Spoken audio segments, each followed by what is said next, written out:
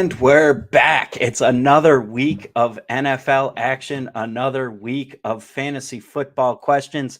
I'm Adam Pelletier, and joining me, Dave Heelman, aka at Dynasty Dorks. Dave, how you doing this fine Sunday? Doing great, man. I can't believe it's week 11. I say it every week, but it's put up or shut up. Fantasy football playoffs are right around the corner. These are huge games. Let me just tell you about the absolute drama that unfolded in this league I got roped into this year. So I had a rule this year. I'm not getting added to any leagues that I don't have a co-manager in because it's too many. Like at a certain point, it no longer becomes fun. And so I got added to this Superflex league that I got some friends in. And so earlier this week, on a day when everyone was doing ad drops, somebody pushed through a trade. It's a Superflex league, okay? Let me tell you this trade, Dave. And there are keepers, okay? You can go one round down from where they were kept. Josh Allen, who was a first round pick, was on the last place team, was traded along with Damian Pierce, who's injured, for Jordan Love and Bijan Robinson, who was also a first rounder and not able to be kept. We all missed it because it went through on a weekday in the middle of ad drops, and Sleeper was blowing up the notifications as they do. So someone yesterday goes, can we talk about this trade? This is a garbage trade because the last place team traded with the third place team. And it's not like there's a keeper value at all. So we had a big whole discussion. They undid the trade on their own. Nobody said they had to. They did it on their own. Okay. So let me get your thoughts on that. What do you think about that trade there? So you cannot trade first rounders, correct? Correct. First rounders cannot be kept. So basically, Jordan Love for injured Damian Pierce. I mean, Allen and Robinson are Allen's obviously the pick, but Allen's slightly ahead of Robinson in the Superflex, and then you have Pierce, who's been garbage, and you get Jordan Love basically for free.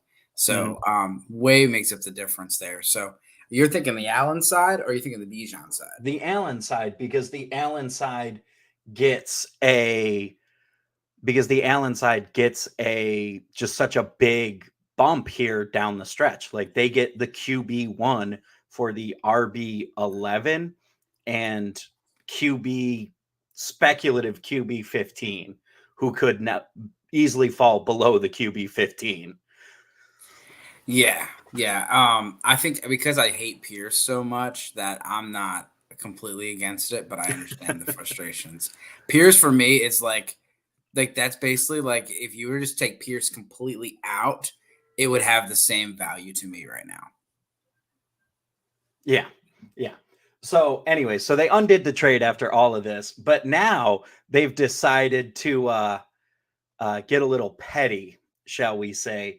And a perfectly legitimate trade now has 5 veto votes against it because they don't like that people who are involved in bringing up their issues with the Josh Allen trade are now making a trade.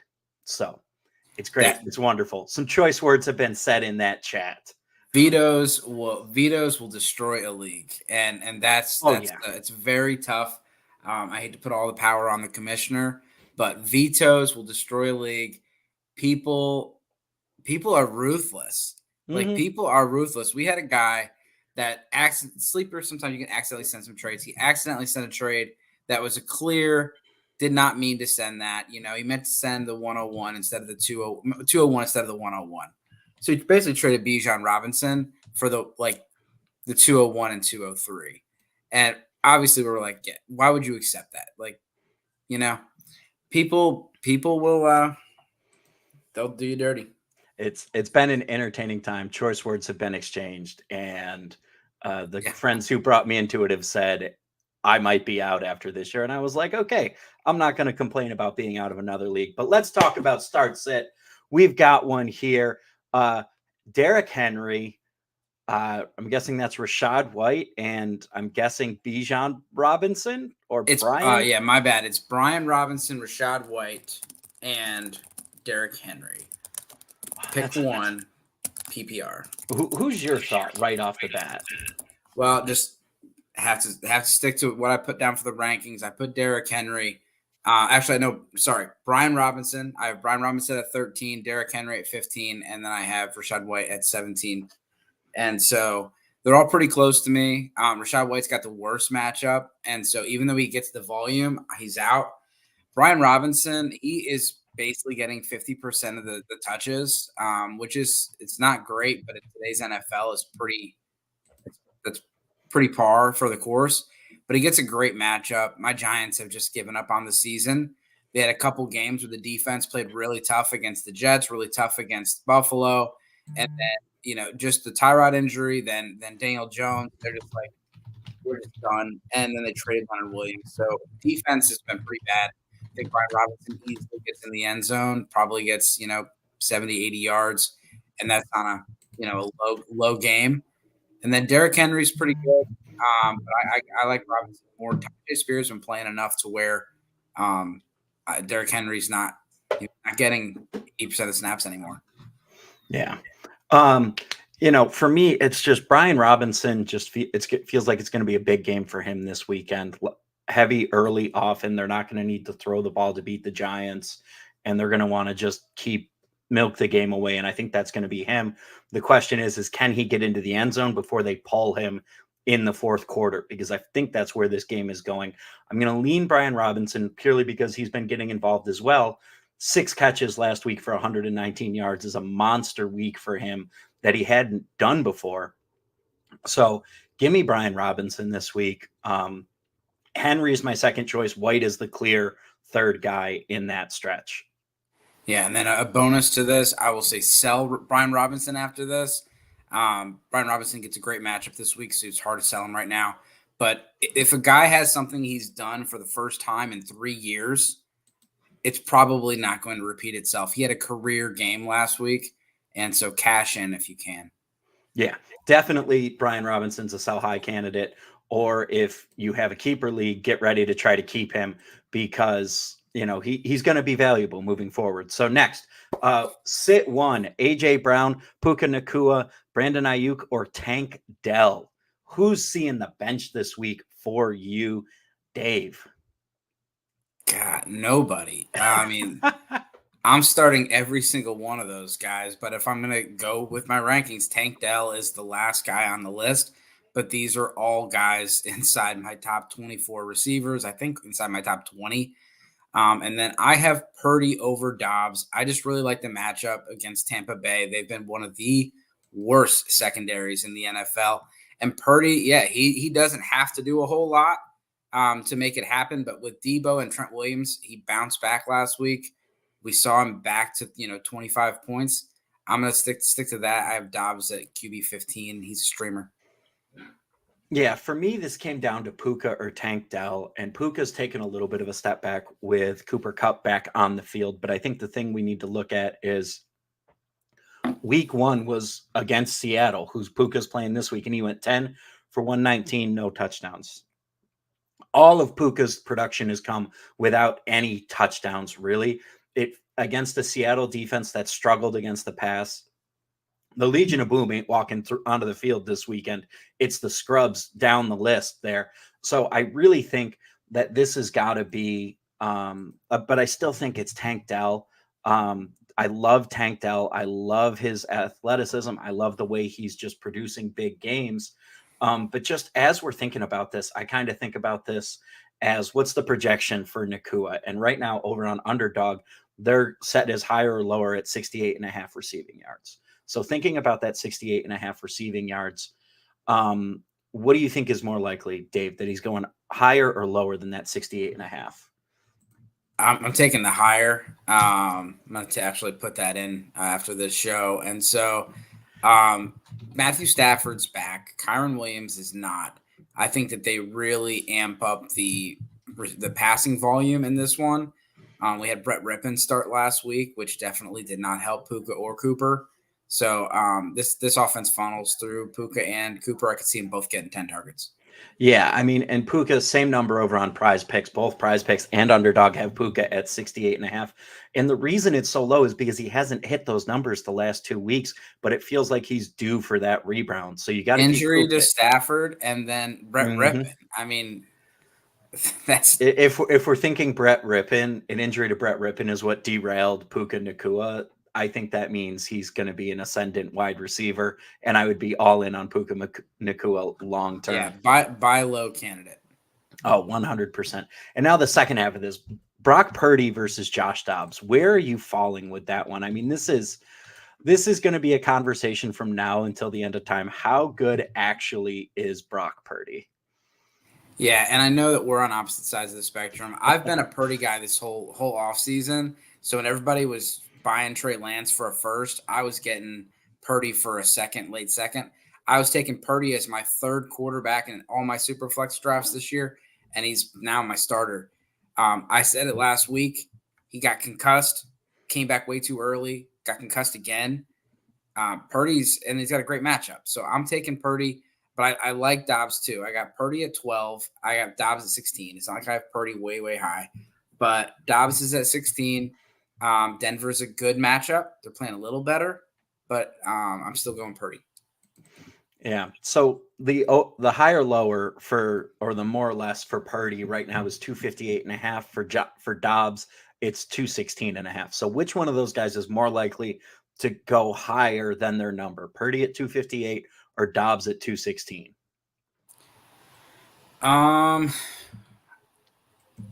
Against Tampa Bay, I'm taking Purdy. If you were to throw some rushing on there for Dobbs, I think that helps things. He's also got a banged up offensive line, but his rushing is what makes him such a good fantasy option. It's not necessarily that he's throwing 300 yards and 3 touchdowns. He's literally rushed for, I think, 5 touchdowns this year, and he's got a couple hundred yards on the ground. Now, for me, that's just it. I always would rather, if I got 2 guys who are similar passing, I like going with the guy who has the rushing upside. So for me right now, it's Dobbs. It's just, he's been an absolute dog, and he's only going to get more and more comfortable in this system with this coaching. I mean, we're seeing Kevin O'Connell right now is just scoring himself all the points as a head coach. And Dobbs just feels like the guy who it's going to be. Yeah, Dobbs is like, we've seen these like random quarterback resurgence the last few years. It was Geno Smith this last year. This year it's and he's earned himself a contract. He's going to get a nice backup deal this year, Dobbs, and maybe somebody takes him as a bridge or a starter. But I like Dobbs a lot, and I definitely understand that. But it's just it's Tampa Bay. But you just, San Francisco is so good when Trent Williams is in. This team is a totally different team, and so I'm sticking with Purdy. I think he gets 3 scores today. Yeah. All right, we got another one here. All right, Hollywood Brown with Kyler Murray back, or Rashee Rice or Dalton Kincaid for your flex 12-team PPR. Let's talk about each of these guys right now. Okay, so Hollywood Brown, that's a guy who has a high ceiling at times. Right now, Prize Picks has him at 59.5 receiving yards is the line. Just what are your thoughts on Hollywood Brown right now, Dave? Yeah, Hollywood's been pretty solid this year. Last week, we didn't necessarily see a whole lot of difference with Kyler Murray back, but it was the first week back. I have Brown out of this group, but he's been very quietly very good this year. I think it's a lot of people very much underrated Josh Dobbs. And Marquise Brown, if you were to get him, in the 12th round, he's been a starter pretty much every week for you this year. No, trust me, he's on one of my teams, and I've been playing him sporadically throughout the season because it's trying to hit those weeks where he's going to be up. And Rashee Rice feels like a guy who's in a similar spot. He feels like he's on the cusp. Rashee Rice is the Chiefs receiver that I felt the best about in recent years. I think he's a guy who's starting to emerge in that offense, and he has the athleticism to get there. But my big thing with this question, I'm actually going to go the other way with this, because in my mind, the thing that swings me is Dalton Kincaid has been just a target monster for Buffalo. His last 4 weeks have been 8, 7, 11, and 6 targets, and he's had 8, 5, 10, 5 catches. he's just been putting up monster numbers, and he's got touchdowns in two of his last 3 games. I don't think you can go away from Dalton Kincaid at this point, especially with a Bills offense that's going to be out there and playing really aggressively to get to that number. Now, I don't think you're going to play Kincaid as a straight yards play, which is what makes me think he's not if it's standard, I'm going with Murray or Brown or Rice.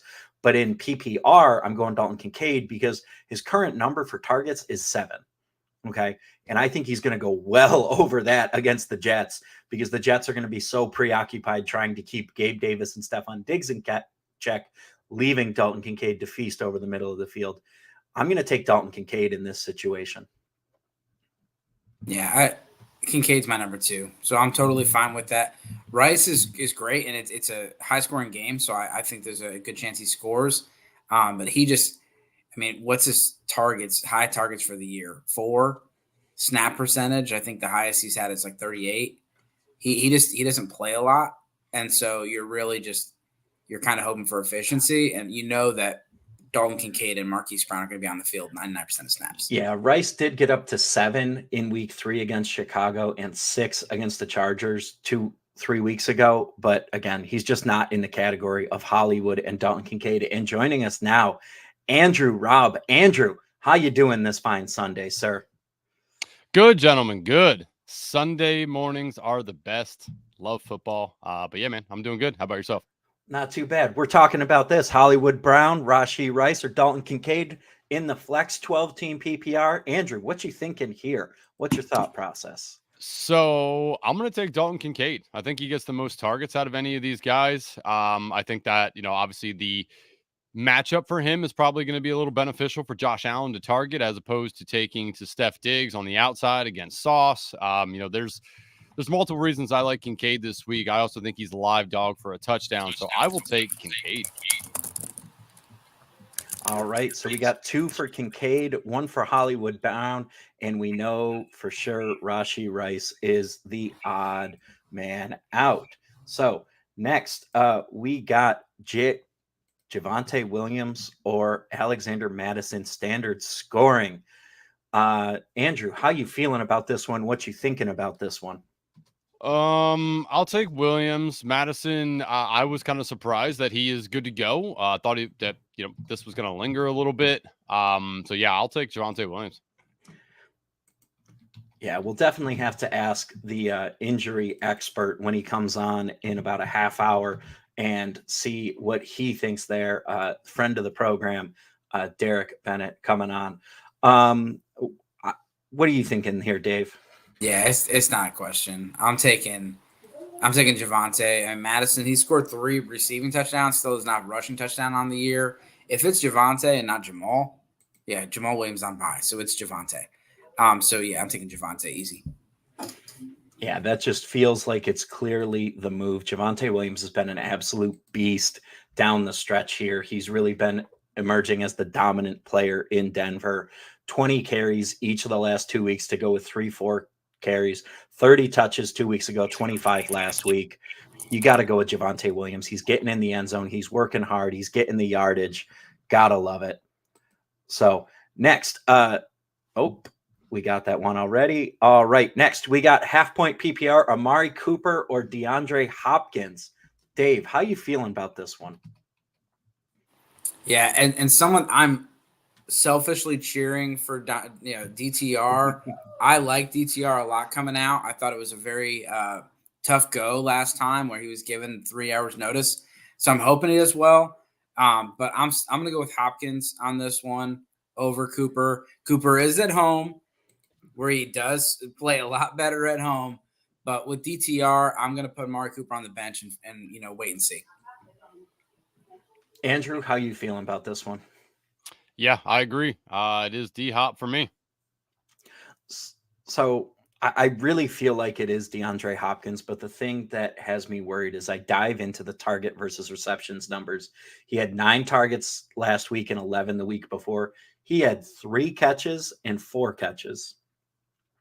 Right now, Will Levis is throwing the ball, but for whatever reason, he's not throwing a ball that's resulting in production for DeAndre Hopkins.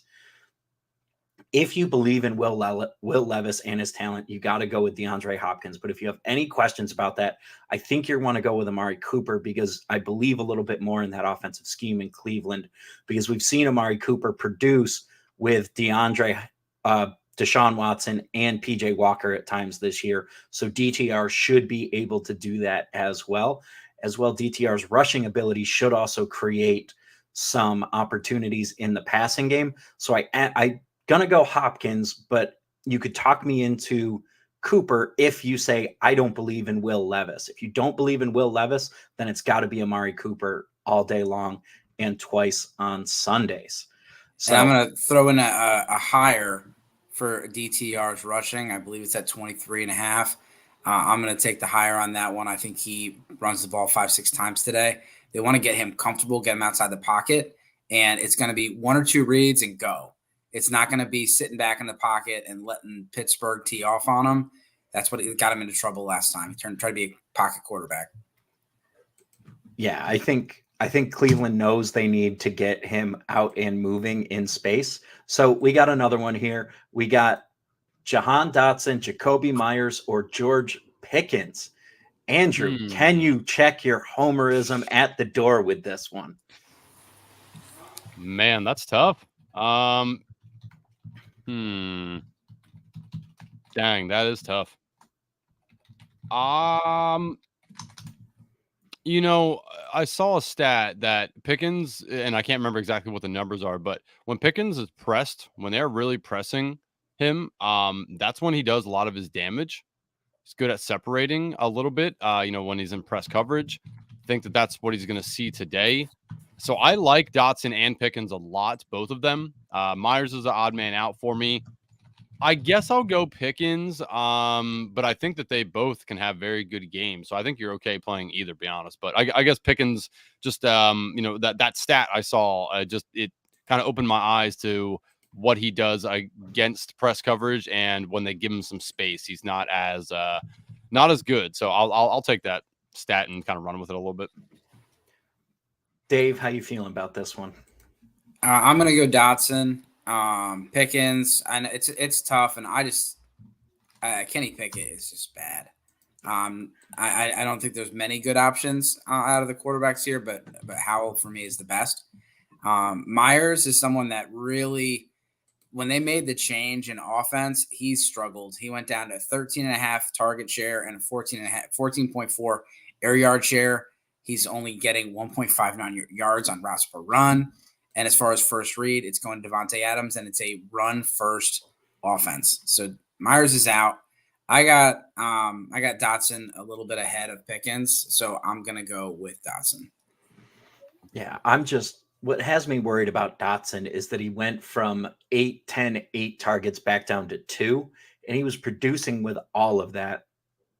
And I don't think anybody thinks that Curtis Samuel is – I don't at least think Curtis Samuel is a better receiver than Jahan Dotson. I think Jahan Dotson is a better receiver.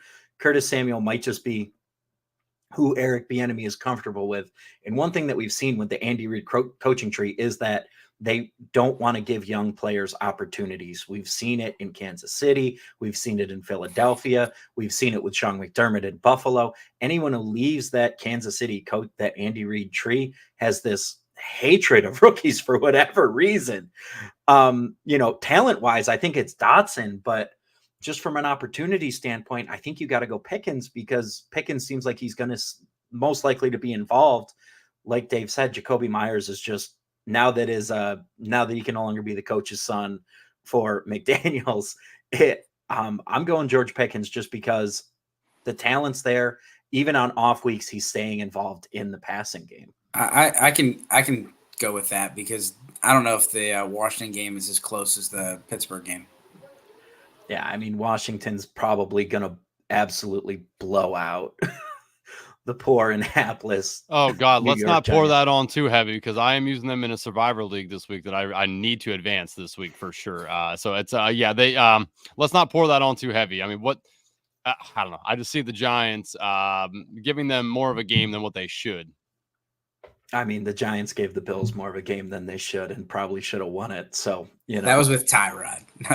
If Tyrod was in, I might have to win this one. But Tommy DeVito, I would put money on Washington at this point. We got a defensive question.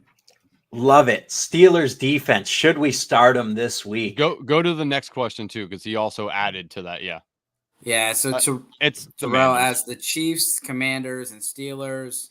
The Commanders got the Giants in Washington, Cleveland, or Pittsburgh gets Cleveland, and Chiefs get the Eagles. I mean, it's the Commanders, right? It's the Commanders. 10 out of 10. I mean, because Tommy DeVito's god awful. Tommy DeVito couldn't start at Syracuse. Tommy DeVito was mid at Illinois. Tommy DeVito is just not even mid. Tommy DeVito is bad at professional football. And Pittsburgh's not a bad option either. But yeah, I got Washington. Yeah, give me Washington. I would rather feast on Tommy the turnover machine DeVito than try to contain DTR, who's at least an athletic runner. Next, Kincaid or Kittle, non-PPR. Dave, how you feeling about this one? Yeah, I got Kincaid in this one. Non-PPR does kind of move things a little bit, for Kittle. But I'm sticking with Kincaid. Andrew? Yep.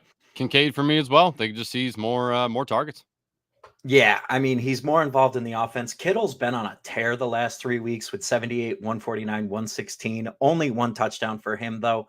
And I just think Kincaid's going to be heavily involved, and I trust Josh Allen to get the ball out a little bit more than I trust Brock Purdy to get the ball out as well. So give me Kincaid right now. I do kind of like both of them, and depending on where your flex is at, you could probably talk me into playing both of them if you have a softer option at flex. Like if you're looking at a receiver, like if you're looking at that Jacoby Myers, George Pickens, or Jahan Dotson play at your flex, put one of your tight ends in. If you have both of these tight ends, there are opportunities, put them both in your lineup. This would be a week to do that.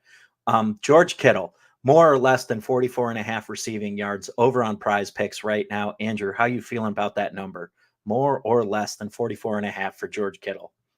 I think that's a pretty good number. I'll go lower just because I think that there's a lot of mouths to feed, right? Debo back, a lot of mouths to feed here. So, I mean, I think he would have to have a long catch like he did last week or get a decent amount of targets to reach that. I don't think that's in his wheelhouse. So, yeah, I'll take the lower. Dave, how about you?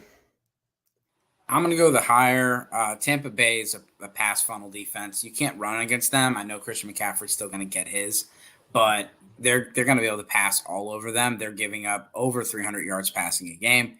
And so give me Kittle.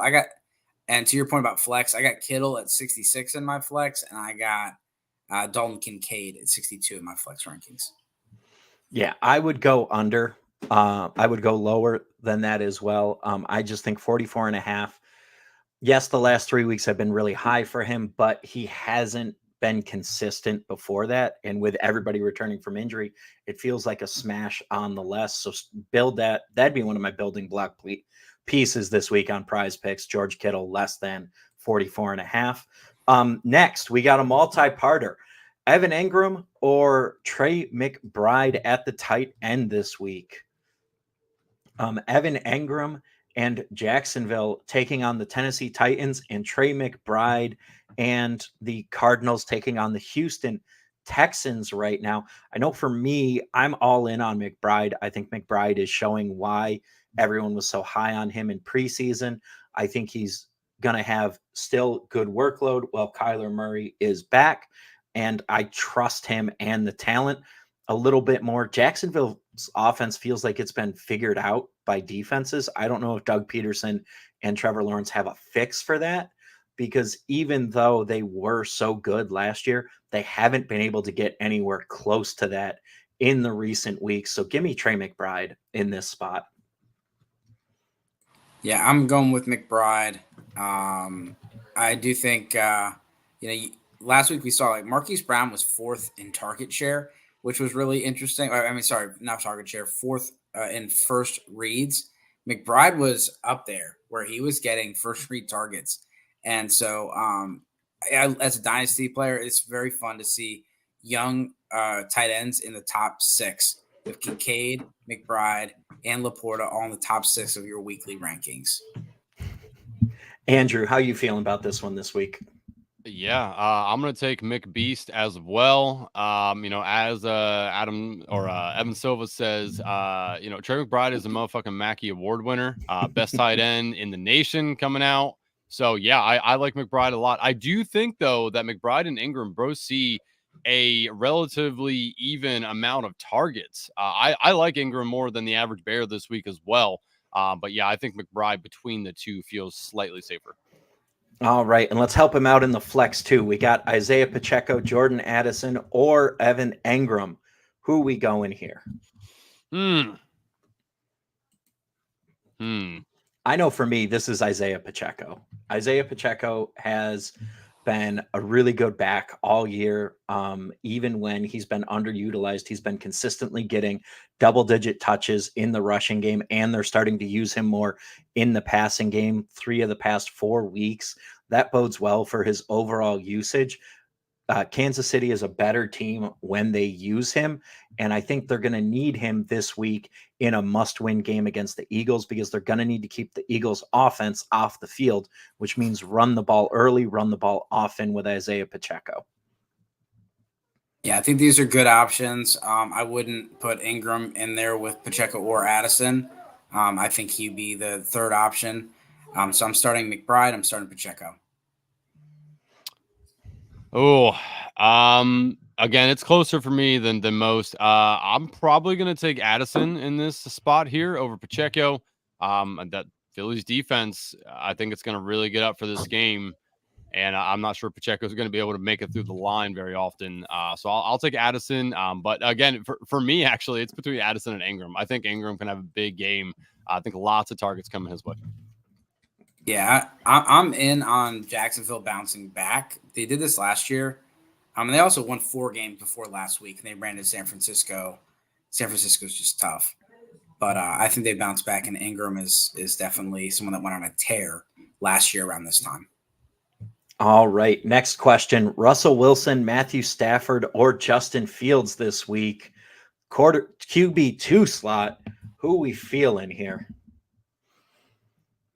Russell Wilson, for everybody, because I know we've been talking about a lot. Russell Wilson playing the Minnesota defense, Matt Stafford playing the Seattle Seahawks defense, Justin Fields potentially playing the Detroit Lions this week. Well, first of all, good drafting and nice. It's super flex. You got to stack your quarterbacks. Some people are starting Josh Dobbs and Tommy DeVito right now. Or Zach Wilson and Tommy DeVito to make it actually sound like a bad option because Dobbs is good. I mean, it's rough out there on the Superflex streets. We're at 48 quarterbacks have started a game this year. Next week, we'll see 49 when Jake Browning plays, and we'll see if the Patriots make a change. So you have great options. I want to know who your quarterback 1 is. But for me, the quarterback that I'm picking here in the 2 spot would be Fields. Okay. Andrew, how you feeling about this? Yes, I agree. In order for me, it would be Fields, Wilson, Stafford. But yeah, man, I just like the opportunity for what Justin Fields can organically do on the ground.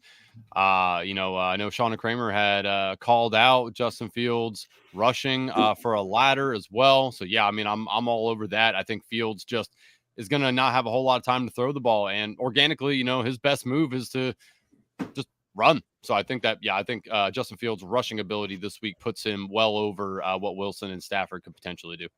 Yeah, it's Fields for me. Prize Picks, the more or less for him is 18.5 points on the fantasy score. Oh, points. I thought you were saying rushing yards. No. God, no. Rushing yards is 45.5. Yeah, that's his first quarter rushing. Okay. No, but 18 and a half fantasy points. So the line is there, the projection is there, the pick is there.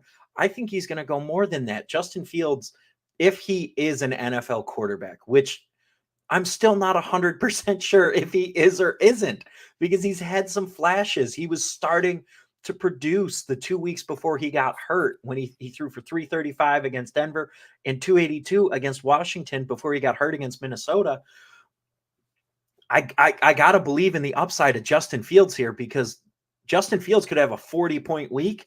Russell Wilson and Matt Stafford can't. So give me Justin Fields today. And honestly, I don't know if Matt Stafford, still has it with how long he's been out. And Russell Wilson is just requiring Cortland Sutton to defy the laws of gravity and get some good luck on underthrown deep balls here to be productive. So give me Justin Fields, not even a question.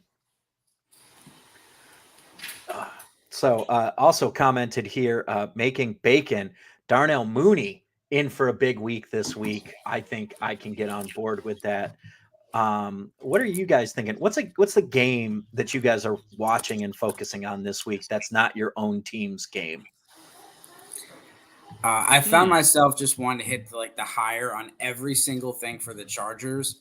Underdog has them set pretty low. As far as like Keenan Allen, Eckler, like Herbert's rushing is like 10.5. I just feel like everything there was a smash. But like for me, like that's a game. And then I really like the Miami in Las Vegas. It's Chargers in Green Bay. Yeah, for me, I mean, as far as just a football fan, I'm super excited to watch the Eagles and Kansas City get this Super Bowl rematch going on Monday night. That's going to be awesome. Fantasy purposes, there's two games I like a lot. One, Houston and Arizona. I think that there can be a boatload of points put up in this game. Might just be shootout potential. If you're doing any sort of underdog battle royale drafts, you can go ahead and still get in there. They are open. Obviously, use our promo code SGPN for a 100% deposit match up to $100. But that game I focused on battle royales this week. I love Trey McBride in it. I love Tank Dell. There's multiple ways that you can play that game. So fantasy purposes wise, I love that one. Also, Dallas and Carolina. Is this just going to be CeeDee Lamb puts up 4 touchdowns, or is this a good opportunity for you to go ahead and bet Tony Pollard to get some touchdowns this week? I already placed a bet on him to get 2 touchdowns. If he doesn't do it this week, I don't know when he ever does it. I mean, good Lord. Yeah, the Carolina defense is absolutely decimated. That just feels like how many points can Dallas put up this week? And can Bryce Young finally do something against the decimated Dallas defense? That Arizona-Houston game, if after the first quarter, it looks like how I think it's going to look, I'm getting the second TV out. I'm putting that game on the big TV and I'm running Red Zone in the small TV in the corner, because that game feels fun. And of course, it's prime time. It doesn't count. We're all looking forward to that Chiefs-Eagles game, because we all got to know, can the Chiefs score points? We're all wondering, can the Chiefs score points like they need to? So let's get back to the start sit help, though. Raheem Mostert, Jacoby Myers, Jahan Dotson, or KJ Osborne at the flex? Woof. I like Mostert here. I also like Dotson a lot. KJ Osborne and Myers are out of consideration for me, to be honest. Damn. I think it's Mostert. I think it's pretty. For me, it's an obvious.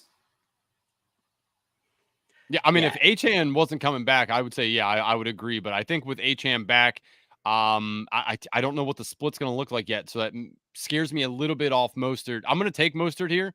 But, I mean, it won't surprise me if Dotson just happens to fall himself into more points scored at the end of the day. Listen, I'm still eagerly awaiting the last 2 Jahan Dotson touchdowns that I need.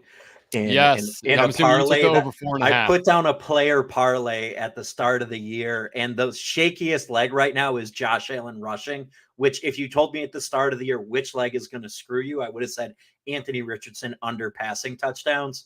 But yeah, I lucked into that one. I'm going to be honest. That was lucky. But Josh Allen hasn't been rushing the ball as much, and that's been just the sweat there. Jahmyr Gibbs looks like a lock. Stephon Diggs looks like a lock. That's all going well. This one right here is Raheem Mostert. I mean, Mostert was getting double-digit touches even when Achane was healthy consistently, and really he's been closer to 15 touches week in and week out. I love Jahan Dotson. I love the talent. I think the Commanders are going to be really sorry next year that they hired Eric Bieniemy if he doesn't make some big changes in the offseason to his playbook, because this feels like an offense that's going to get solved in the offseason, which is going to stunt the growth of Sam Howell in this offense. But Raheem Mostert, KJ Osborne, and Jacoby Myers not even in consideration. I'm dropping KJ Osborne with the imminent return of Justin Jefferson.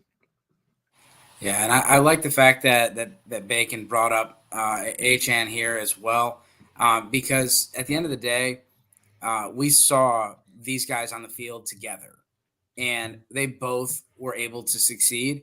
And Achane doesn't get a ton of volume.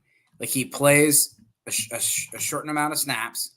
Pretty much every time he's on the field, he touches the ball. But what's his max touches per game? 12, 13? I mean, he's not really eating into Mostert's plate. And then Jeff Wilson's out. I think the real one that's going to be hurt here would be Jeff Wilson if they were to be all together. But Jalen Waddle might see a little bit of a dip. He started to increase production when Achane was out for some of those explosive plays, the bubble screens, the things that they do with Waddle. Achane's been used in that role when they're healthy, and Waddle was not good when Achane was healthy. All right, we got one more, and joining us is Derek Bennett, physical therapist, joining the SGPN Saturday or Sunday morning fantasy lounge. Derek, welcome. Thank you. How are you guys? We're good. So we're going to do one more, and then we're going to go to Derek with just to take us through some of the injuries he's watching today. We got one more. Full PPR. We got to start 2 out of 5. Tank Dell, Derrick Henry, I think it's Brian Robinson. People need to clarify. Yeah, Bijan's on bye. Okay, Brian Robinson, Christian Kirk, or James Conner. Pick 2. Who we taking? Andrew, who you thinking this week? There's 3 I like. I like Dell, Brian Robinson, and Kirk. I don't really want to play Conner. Henry, God, he's so hit or miss. So I'm taking Brian Robinson. No Antonio Gibson today. Brian Robinson should see 90% of all the targets and rushing opportunities. He's definitely going to have a big red zone, workload if they are getting stopped in the red zone, not scoring any long touchdowns. It's between Kirk and Dell for me. I guess it's going to be Dell. Obviously no Noah Brown today. Nico Collins is back. I'll take Dell, but Kirk is a very good play as well in my eyes. There we go. Dave, who you feeling? Yeah, I like all 5, but I'm going the same 3 as Andrew. This is another one where you need to package a couple of these guys and trade up for someone that you don't even have to ask us about. Like, go get Devonta Smith. Go get Puka Nacua. Always a buy low. Like, these guys are really good, but go get a great player so you don't have to worry about this in the playoffs. Yeah, I mean, for me, it's Derrick Henry and Brian Robinson. Tank Dell's my 3rd choice there. Derek, how are you feeling about this one? I would probably tend to agree with you guys. Definitely would start Henry. Probably would go Robinson over Conner. And then I think Noah Brown's been designated to be out today, so leads Tank Dell to be even more of an option. All right, excellent. And Derek joining us to talk some injuries. I know one injury that everybody's, we got some inactives here. We talked about Noah Brown a little bit, Jeff Wilson, Antonio Gibson, Jalen Guyton. Let's talk about some guys who are going to be active today.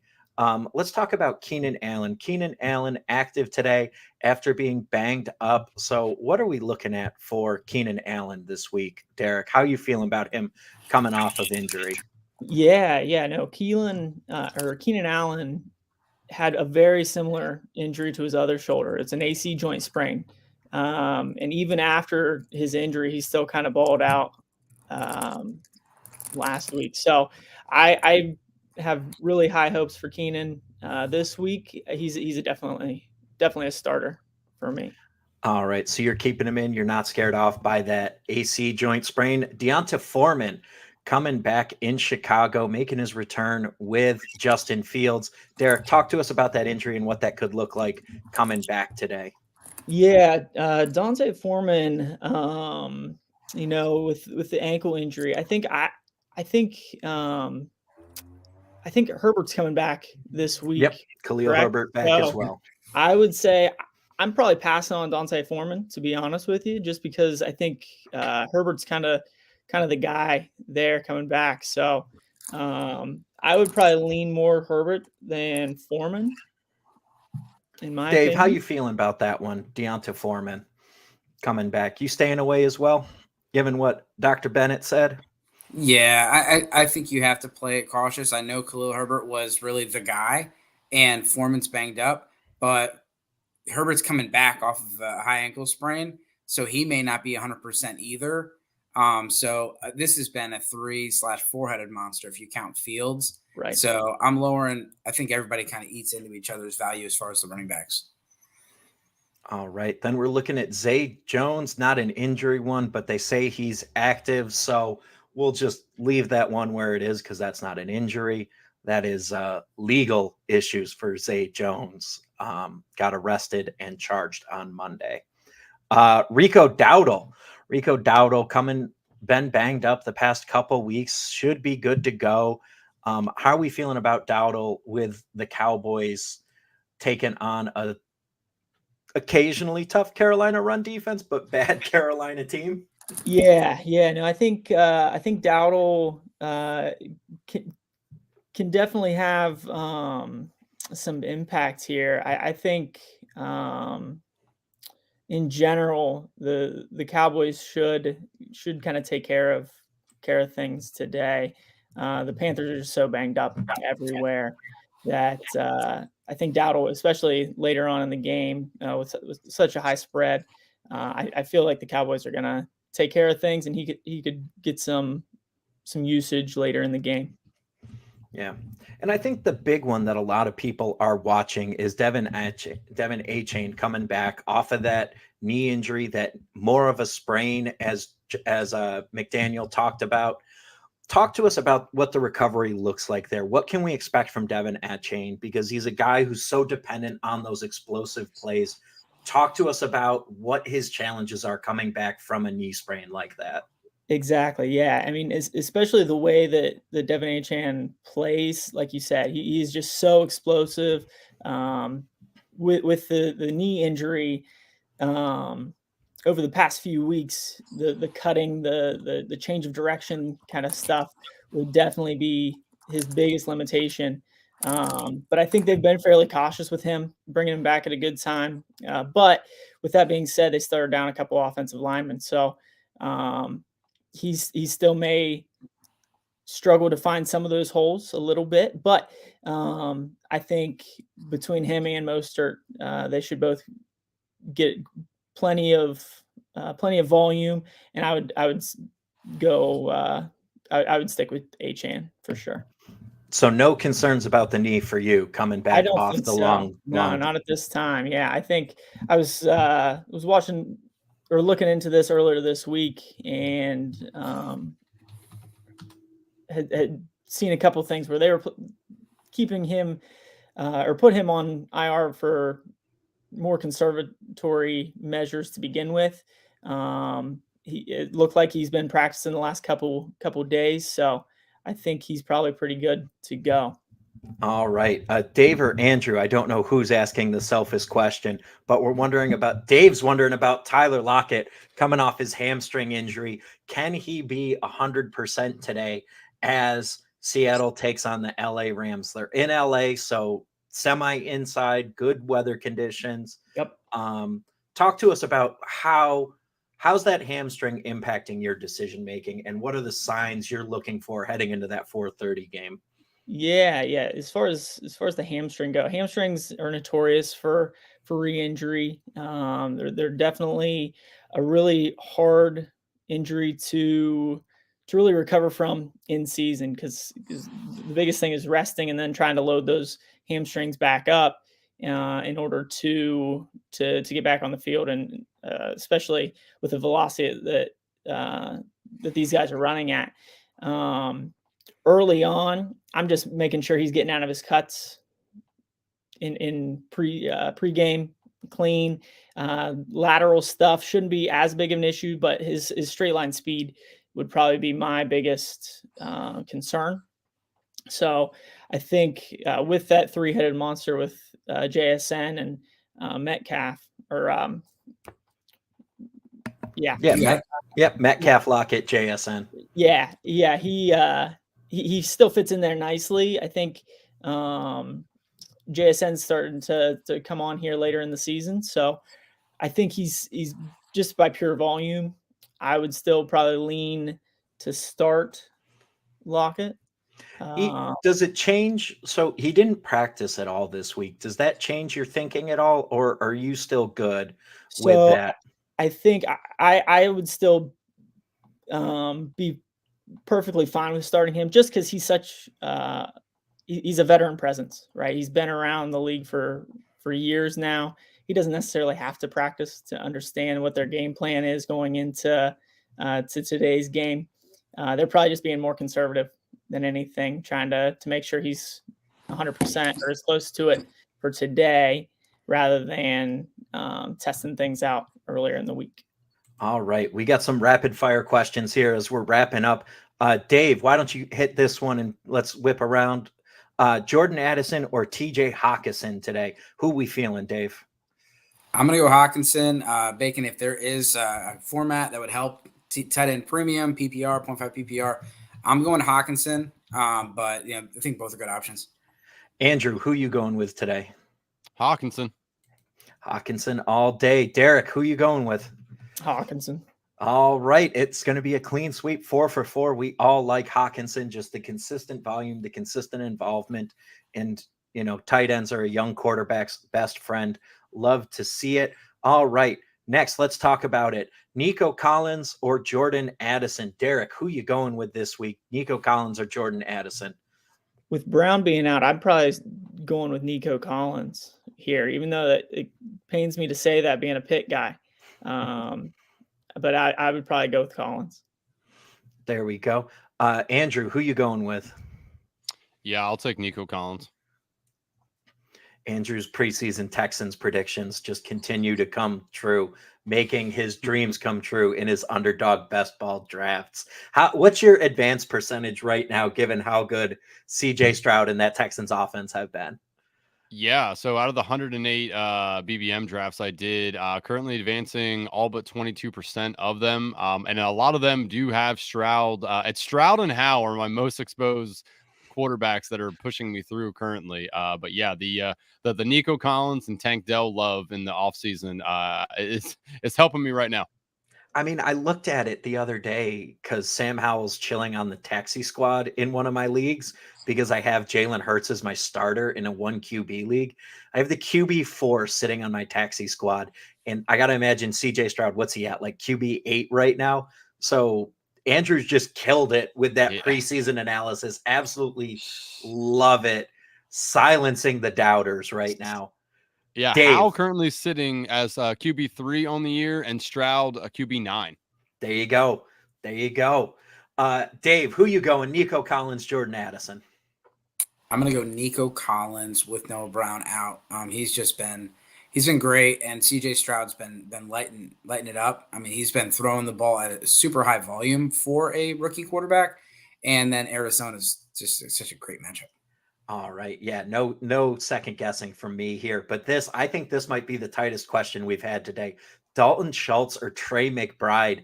Dave, Texans tight end Dalton Schultz or Arizona tight end Trey McBride? Two young guys, one younger than the other, both with good quarterbacks. Yeah, it's like asking me which one of my kids is my favorite. I got them holding hands in my rankings. I've always been a McBride guy. And I've always been a Schultz guy. So McBride, one spot above Schultz, 5 and 6.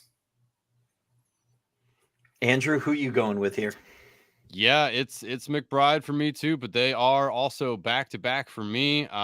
Number 3 and number 4 on the week for me, actually. Derek? I'll go with those guys. Yeah. Give me McBride. For me, it's McBride. I think the thing that also pushes me in that direction is knowing Michael Wilson isn't playing this week. That takes away a receiving option for Kyler Murray in the passing game. So give me Trey McBride. Derek, this is the part of the show where we like to get selfish and ask the tricky questions of each other. that we have in our lineup. So, Dave, you got one in. You got another lineup conundrum that you're dealing with today. No, but I'm gonna use mine for Shane. I think we forgot Shane's question here. Addison, DJ Moore, and Godwin. PPR. Oh, Lord, where did I miss that? Oh, there we go. Oh no, where's Shane?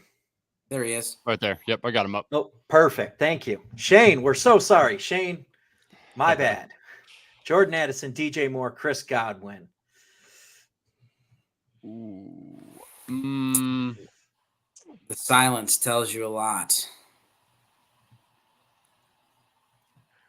I know for me, Dang. my thought process is I trust DJ Moore and Chris Godwin a little bit more than Jordan Addison right now.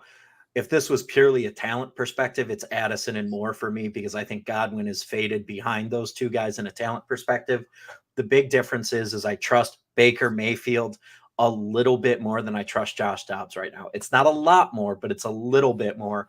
I also think that with the other weapons in that Buccaneers offense, it takes the pressure off of Chris Godwin and it's enabled him to have big productive games. So for me, it's going to be DJ Moore and Chris Godwin this week. Yeah, I struggle trusting Baker because of San Francisco. And so I'm going to go DJ Moore here. I like the matchup better. Addison gets Surtain. Don't like his matchup at all. And DJ Moore, don't get me wrong, trust is not what I think of when I think of DJ Moore with how inconsistent he's been, but he has been much better with Justin Fields. And before Fields' injury, DJ Moore was on fire. And so I'm going to think that they're going to get him more involved. So I have DJ Moore inside my top 24. Godwin and Addison are right outside it. Derek, how you leaning on this one? Yeah, I mean, if it wasn't for Addison probably matching up with Surtain, I would probably go him and DJ Moore just because I can't trust Baker. But with that being said, I think Godwin probably has a better matchup. But in order, DJ Moore, Godwin, and then Addison. Okay. I know I got a selfish one for me. What do you guys think? Jerome Ford or Jordan Addison this weekend? Every question involves Jordan Addison. Every question. That's good. I think it's because he's playing on Sunday night, and we're still wondering how good if Josh Dobbs can carry this offense week in and week out. Oh man. So looking at where I have it, I have Ford above Addison. I have Ford above Addison.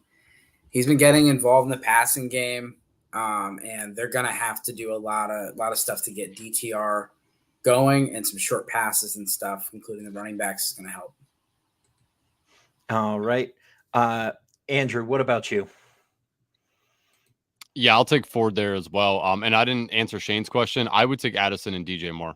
Addison and DJ Moore. So Shane, we are of absolutely no help to you right now. Oh, and I forgot there was two. I'll take Addison and DJ Moore. Yeah. There we go. Derek, how about you? Jerome Ford or Jordan Addison? Yeah, I mean, even being a Steelers guy, their run defense is not great. So I'd probably go with Ford. All right, there we go. That locks it in. Anybody got a selfish question they want to ask before we start wrapping it up? Yeah, I got a few that some of these players might be involved in, and other people might be interested in. So first one, quarterback, Brock Purdy or Justin Fields? Justin Fields. I know. Just give me the guy with the heavy rushing upside, and coming back off injury. He's playing for his NFL career right now. Give me the guy who's hungry and a little bit desperate versus the guy who's a little bit more comfortable. Mm-hmm. I think the Niners keep rolling today, so I'd probably go Purdy there. I think he gets at least 2 or 3 touchdowns today. Yeah, they're both good plays, but I do like Purdy. I know that Fields is just coming back off injury, and so I know he's going to run, but he's just coming back off injury. So I'm going to take Purdy. It's just that Tampa Bay is so bad. Like they're just so bad at defense in general, but just in passing defense. Okay. So Purdy. So at a flex here. So I got to start 3 of these guys. Obviously, Laporta is going to be included in this, and he would have to be the flex if you choose that. But so pick 3 here: Devontae Smith, Jahan Dotson, Garrett Wilson, and Laporta. So that's Laporta, Dotson, Devontae Smith, and Garrett Wilson.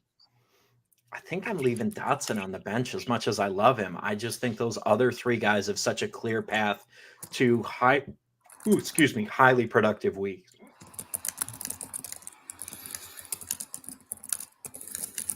What was the question? Derek, if you're paying attention. Run through them one more time. So Jahan Dotson, Devontae Smith, Garrett Wilson, and Sam Laporta. I need 3.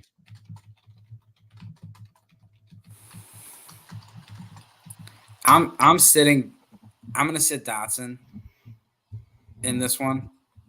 And it's really just Curtis Samuel. The correlation with Curtis Samuel is just not good. I like Dotson a lot better, and I think he's someone you can buy low in Dynasty. When Curtis Samuel's out of town next year, you see him go back up. But we've seen a strong correlation where Dotson is great when Samuel's out, and same thing with Devonta Smith. He's great when Goddard's out, and he's not so great when Goddard's in. Goddard's out, and Samuel's in. So I'm putting those guys in my lineup. I will monitor the Garrett Wilson elbow injury. So, Derek, anything on that elbow injury plus Zach Wilson makes him, one-handed. It's tough. Yeah, I think I'd probably still have to go. I'd probably have to sit Dotson as well, just from a volume standpoint with Samuels and McLaurin there. I don't think he'll get as many looks. So you think Garrett Wilson's fine with the injury? I do. Yeah. Okay. I think elbow injuries with wide receivers don't raise too many red flags with me. All right. Real quick before we go, guys, I want to do something. Let's have some fun here on this fine Sunday. Adam, can I throw one out real quick? Yes, please do. Let's do a pick 2 between Connor, Cook, and Najee Harris.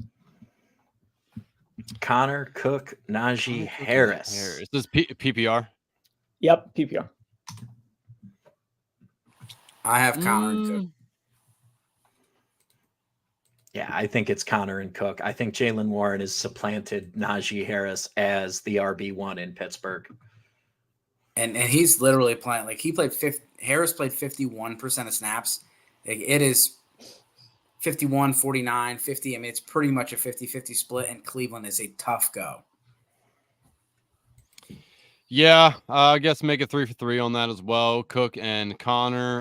It won't surprise me though if Najee is the only running back here to score a touchdown. They seem to still like him in the red zone, which is why I don't want to completely throw him out. I think you're okay starting any of them, to be honest. But yeah, I mean the split with Warren and Najee sucks. Yeah, underdog upset me this morning. I was trying to get the higher or lower than a receiving and rushing touchdown, and it kept freezing. And I'm like, what? It was a spicy one, and it kept freezing, and then it came back and they took it away, and now it's only a rushing. But I still think Harris gets a rushing touchdown. All right. So speaking of underdog, real quick before we go, let's build one. 5 picks. How would we do it here? Everybody fire one out. Everybody contribute. Let's start with Dave. Who you throwing in there? If you can do the rushing touchdown for Josh Jacobs. So we're going higher than a half rushing touchdown for Josh Jacobs, and it's a spicy one too. Love to see it. Andrew, who we going with? Oh man, good question. I'm just looking through some games here real quick. Man, is Pollard spicy by any chance on the rushing touchdown? Pollard is not spicy, but it is higher, lower than half a rushing plus a receiving TD. So we get him Yeah. rushing. So you could get him rushing or receiving right now. Man, God, I hate to kill the build here myself, but God, I just feel like Pollard has to get a touchdown sometime. Like, Love it. yeah, just love put it. in there. Let's go. Put it in. Derek, who you loving this week? Ooh, I think I mentioned it earlier. Is there anything on Purdy over 2 touchdowns? Purdy, no 2 touchdowns, but we can get 18.65 fantasy points. We can do that. All right. Purdy higher than 18.65 fantasy points. What? Just check Singletary for me. Is he a spicy touchdown by any chance? No, he's not. No. Damn. Okay. I like Singletary as well. I know for me, I love Fields higher than 0.5 rushing plus receiving touchdowns. Give me that spice. All right. And Andrew said Singletary.